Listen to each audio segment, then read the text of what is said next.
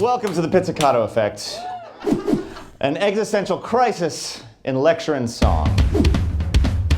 It's hard to talk about the future without thinking about terrible things happening in the future and the doom and gloom of what will befall us. So let me debunk why catastrophes happen, whether they will happen, and what we can do about it. In math, game theory, there's something called the sand pile game. And what it is this sort of thought experiment where if you drop a grain of sand on a table, one by one, over and over again, grains of sand, one at a time, they could represent every random event that has ever happened in time.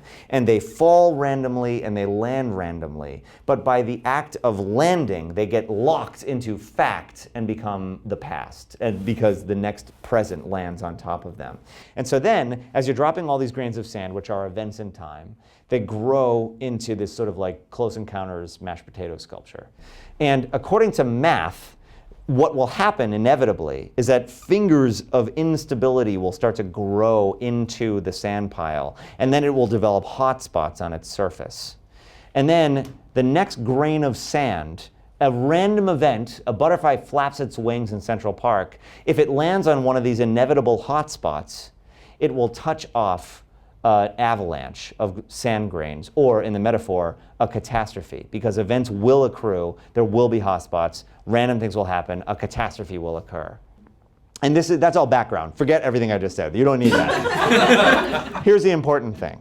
If you double the size of the catastrophe, it happens 4 times less often. That's called a power law. The worse something is, the less often it will happen. That is just math. So, when you wonder, will terrible things happen in the future? Yes, twice. There will be 2 horrible things that you can never recover from.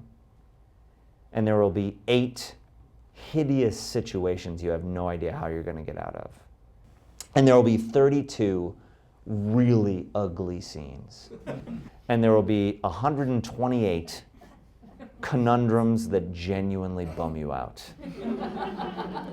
And there will be 512, it was a nightmare kind of situations. And there'll be 2,048 hangnails, jury summons, and parking tickets. That's inevitable. That's for everyone. That's just how life works. But there is also the mathematical inevitability of the space between all of those things. And so we can be irrationally happy about the connective tissue between our future shitty days. So that's catastrophe. We can get rid of that one. And we can use thank you.